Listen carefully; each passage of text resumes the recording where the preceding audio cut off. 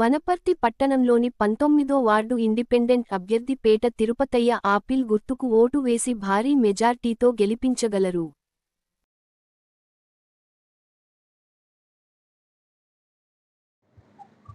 అందరికీ నమస్కారం.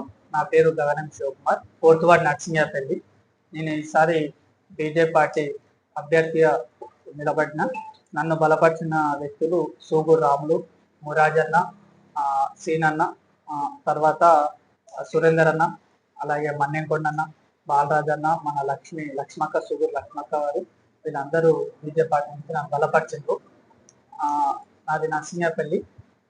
మేము ఈసారి అతి చిన్న ఏజ్లో బీజేపీ పార్టీలో నాకు అవకాశం కల్పించింది మా టీము, మా కార్యకర్తల టీం అందరూ అవకాశం కల్పించారు. ఈసారి మేము బీజేపీ పార్టీ నుంచి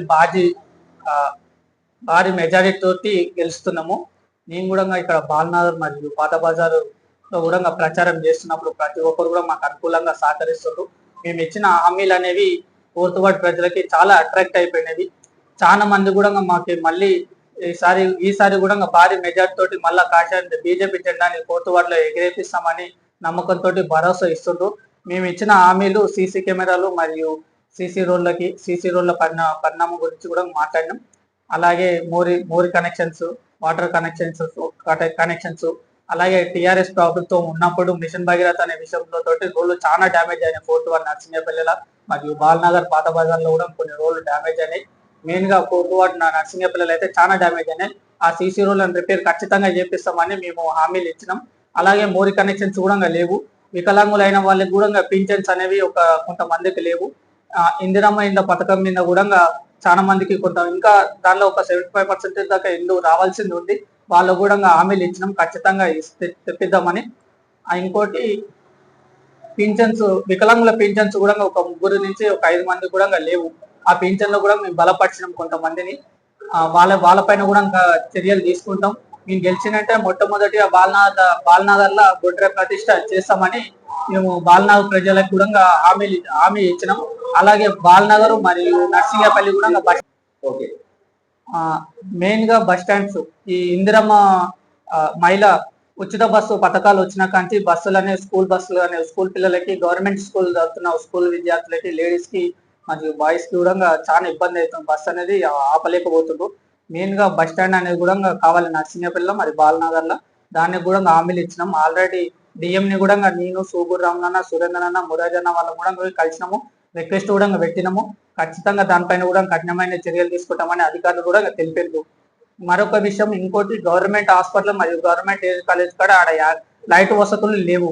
ఆడ కూడా స్తంభం పైన స్తంభాలు వేసి లైట్ కూడా ఏర్పాటు చేస్తాము. ఆడ కూడా డివైడర్స్ కూడా పెట్టాలని మేము ఆ విషయం కూడా మాట్లాడినాము.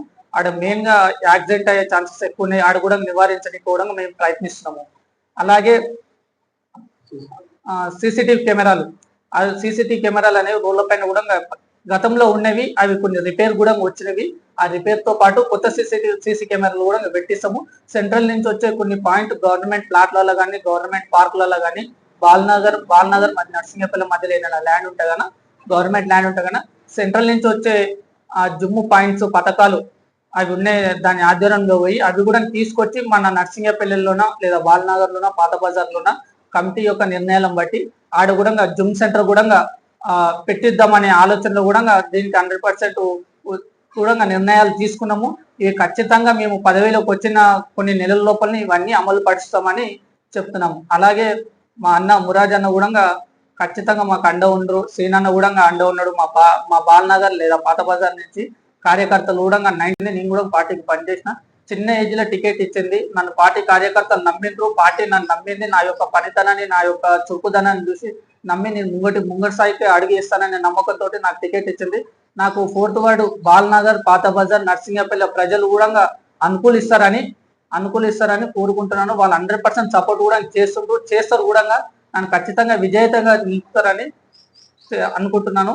అనుకోవడం కాదు, చేసి చూపిస్తారు కూడా నా ప్రజలు అనే ఒక విషయంతో నేను ఒక చిన్న